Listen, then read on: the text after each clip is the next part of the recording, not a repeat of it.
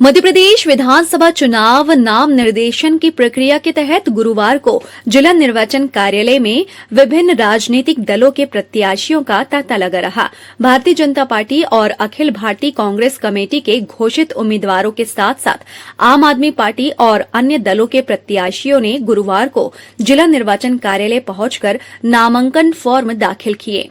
समर्थकों के साथ जिला निर्वाचन कार्यालय पहुंचे उम्मीदवारों ने संबंधित विधानसभा के रिटर्निंग अधिकारी के समक्ष अपना नामांकन फॉर्म दाखिल किया। जिला निर्वाचन कार्यालय में प्रत्याशियों के नाम निर्देशन फॉर्मों के दाखिल करने के दौरान सुरक्षा के चाक चौबंद इंतजाम किए गए। मैं ऐसा मानता हूं कि पश्चिम विधानसभा क्षेत्र भारतीय जनता पार्टी को आशीर्वाद देता आया है।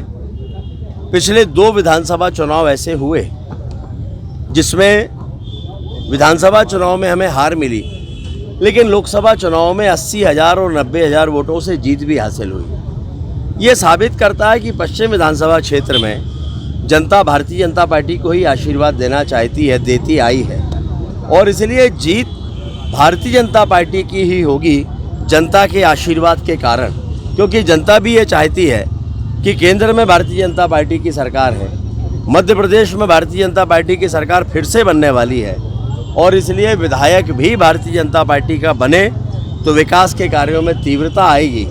ऐसा पश्चिम विधानसभा क्षेत्र की जनता भी मानती है और आशीर्वाद दे। देखिए, आज मुहूर्त के हिसाब से आज नामांकन किया गया है और दिशा निर्देश तो जो मिलने थे चुनाव आयोग की तरफ से वो सारी चीज़ें हमें प्राप्त हो गई। बाकी आगे चुनाव में अब के बाद से कार्यकर्ता विधिवत आधिकारिक रूप से हम जैसे चुनाव होता है उस तरह से और लड़ेंगे। अभी तक तो जो कार्य संगठन की दृष्टि से कहे जा रहे थे वही काम हो रहे थे। अब आप देखेंगे, अब चुनाव जो अंतिम के बाद नॉमिनेशन के बाद जो चुनाव होता है वो सही मायने में हाई वोल्टेज चुनाव तो अब शुरू होता है। मुद्दे बहुत हैं, गांव गरीब किसान के ही मुद्दे होते हैं और वही मुद्दे लेके हम जनता के बीच में जाएंगे। देखिए, उन्होंने 5 साल में क्या काम जनता के लिए किए हैं वही हम जनता को बता रहे हैं कि 5 साल का जो समय आपको मिलता है विधायक के रूप में काम करने के लिए, उस 5 साल में आपने अलग अलग क्षेत्रों में क्या कार्य किए हैं। जब मैं बात करता हूँ शिक्षा के क्षेत्र में, स्वास्थ्य के क्षेत्र में क्या उनकी उपलब्धियाँ हैं, क्या उनकी नाकामियाँ हैं, वो जनता को बता रहे हैं। देखिए, चुनाव में सिर्फ ये नहीं देखना चाहिए आदिवासी क्षेत्र है वो तो उसमें सभी समुदाय, पिछड़ा वर्ग भी है, जनरल वर्ग भी होता है, सभी को ध्यान में रखते हुए हम चुनाव लड़ते हैं। किसी एक वर्ग पे अपना चुनाव केंद्रित नहीं करेंगे, सारे समाज के लोगों को, सभी लोगों को साथ में लेकर चुनाव लड़ा जा रहा है।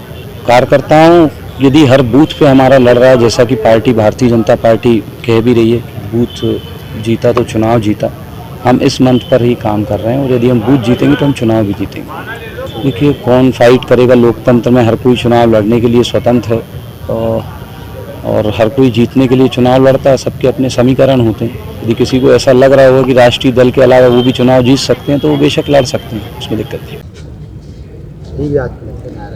आज नामांकन दाखिल किया है हमने और बस अब चुनाव की मैदान में कूदने जा रहे हैं और माता रानी से यही प्रार्थना करूंगा कि आशीर्वाद प्रदान करें। लगातार मेरी 5 वर्ष हारने के बाद भी निरंतर मैं क्षेत्र में था, जैसा कि उनने नहीं किया था हारने के बाद, और क्षेत्र की जनता समझ गई है क्योंकि उनका 5 साल और मेरा 5 साल उनने आकलन कर चुकी है।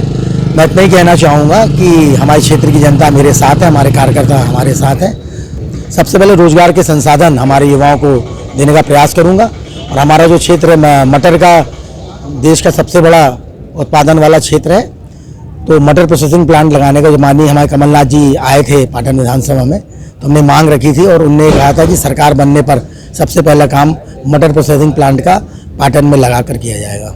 विकास कार्य तो हमें कहीं दिखे ही नहीं। माननीय विधायक जी तो खुद अपने ही मुख्यमंत्री को घेरते रहे कि मेरे क्षेत्र में काम नहीं हो रहा है, कुछ नहीं हो रहा है। तो इससे समझ में आता है कि कितने ताकतवर नेता हैं कि जो खुद अपने मुख्यमंत्री को कह रहे हैं कि हमारे क्षेत्र में काम नहीं हो रहा है। और ये सबसे बड़ी बात है कि मेरे कार्यकाल में विपक्ष होने के बाद भी 750 करोड़ के मैंने काम कराए थे। मैं पनागर विधानसभा से, मुझे आम आदमी पार्टी ने प्रत्याशी बनाया हुआ है और जैसा कि हमारे मुद्दे जो है शिक्षा, बेरोजगारी, स्वास्थ्य, पानी, बिजली, ये किसानों के मुद्दे, ये हमारे मुख्य मुद्दे रहेंगे, जिसको जो है जनता मुझे आशीर्वाद देगी और मैं जनता की ये काम करूँगा। लगातार निर्वाचन कार्यालय में आना पड़ता है, कोई दस्तखत बाकी रह जाते हैं या कुछ क्वेरीज आती हैं, कहीं ना कहीं हम लोगों को कुछ ना कुछ खर्चों का भी ब्यौरा देना है, तो कब देना है, बातचीत करते रहने से कोई गलती त्रुटि ना हो, नियमों में कोई गलती ना संभावित हो, इसके लिए मैं आया था कलेक्ट्रेट। और आप सबके माध्यम से उत्तर मध्य के नागरिकों से, संस्कारधारी के नागरिकों से हाथ जोड़ के अपील भी ये कर रहा हूँ कि हम सबके करे गए कामों पर लगातार लोगों के बीच में जो बने रहें, लगातार लोगों के सुख दुख में बना रहा हूँ और लगातार लोगों के काम करता रहा हूँ। और हमारी विधानसभा एक विकास का एक मील का पत्थर साबित होने वाली आने वाले भविष्य में। तो आप सबके माध्यम से मैं चाहता हूँ कि पूरे हमारे जो सम्मानित नागरिक हैं पुनः हम लोगों को पूरा भरपूर आशीर्वाद दें। आज हमने फॉर्म खरीदा है, आज हमने फॉर्म उठाया है। भरने के पहले हम सारे कार्यकर्ताओं के साथ अभी बात कर चुके हैं, आगे भी बात करेंगे। हमारी पनागर विधानसभा में 47,000 मेंबर हैं जो विनोद श्रीवास्तव मानव सेवा समिति के सदस्य हैं। मैं पिछले 15 सालों से कांग्रेस पार्टी के झंडे के नीचे रहकर समाज सेवा का काम करता आ रहा हूँ। हमारी हर बूथ में 20 से 25 सदस्य हमारे हैं जो हमारे लिए काम करते हैं। उनका प्रेशर है कि चाहे अगर पार्टी ने टिकट नहीं दिया तो निर्दलीय ही लड़ें, ताकि हमें पता तो चले कि हमने इतने दिनों तक काम किया है, उसका परिणाम क्या है। हमारे सामने चुनौती है भारतीय जनता पार्टी की ए टीम और बी टीम। ए टीम में इंदु तिवारी जी स्वयं हैं और बी टीम मतलब कांग्रेस पार्टी ने जिन्हें टिकट दिया है उन्होंने भारतीय जनता पार्टी को हमेशा जिताने का काम किया है। जैसा आपको मालूम है कि जिला पंचायत के चुनाव में भी माननीय राजेश पटेल जी ने अपनी छल कपट के साथ कांग्रेस के बहुमत होने के बाद भी भारतीय जनता पार्टी के आदमी को जिला अध्यक्ष बनाने का काम किया था। इसी तरह से पूर्ण बहुमत होने के बाद भी जनपद पंचायत पनागर में जो अध्यक्ष बनाने का काम सेलू पटेल जी को किया था वो भारतीय जनता पार्टी के सदस्य हैं, वो इन्होंने ही किया था। पिछले 3 लोगों ने जो चुनाव लड़े हैं, चाहे कि वो विजयकांति जी हों, चाहे आपके रूपेंद्र पटेल जी हों और चाहे कि सम्मति सैनी, तीनों ने लिख कर दिया है कि इन्होंने पार्टी की गाइडलाइन से दूर जाकर भारतीय जनता पार्टी को जिताने का काम किया है। जो हमेशा भारतीय जनता पार्टी को जिताने का काम करते रहे हों वो कांग्रेस की टीम कैसे हो सकती है। तो मैं कांग्रेस की बी टीम उनको मानता हूं। मेरे सामने चुनौती है भारतीय जनता पार्टी की ए टीम और बी टीम दोनों को हराने की। हमें पूरा विश्वास है कि हम 15 से लेकर 25,000 मतों से इन दोनों टीमों को हराएंगे। लमन बंदे यहाँ पे आए थे और फॉर्म यहाँ पे भर दिए हैं। वही हम हमारे साथ में हमारी राज्यसभा सांसद, हमारे सभी 4 साथी सभी यहाँ पे आए, आज फॉर्म भर रहे हैं। पब्लिक में जो मुद्दे जाने के लिए बहुत मुद्दे हमारे पास कि जो 5 साल रहा है अभी अब नहीं रहेगा। वो 5 साल में कुछ नहीं किया, घर में सो रहा था। जनता यही बोल रही, मैंने जनता बोल रही है। जब मैं निकला हूँ और क्षेत्र में गया हूँ तो वहाँ विकास का काम हुआ ही नहीं। जो हमारे मुख्यमंत्री जिसके भूमि पूजन किए थे वो काम बोले कि हमारा काम है। ना इनकी सरकार केंद्र में ना प्रदेश में ये काम करोड़ में कैसे करा देंगे। सारे काम बीजेपी के ही और बीजेपी कराई है।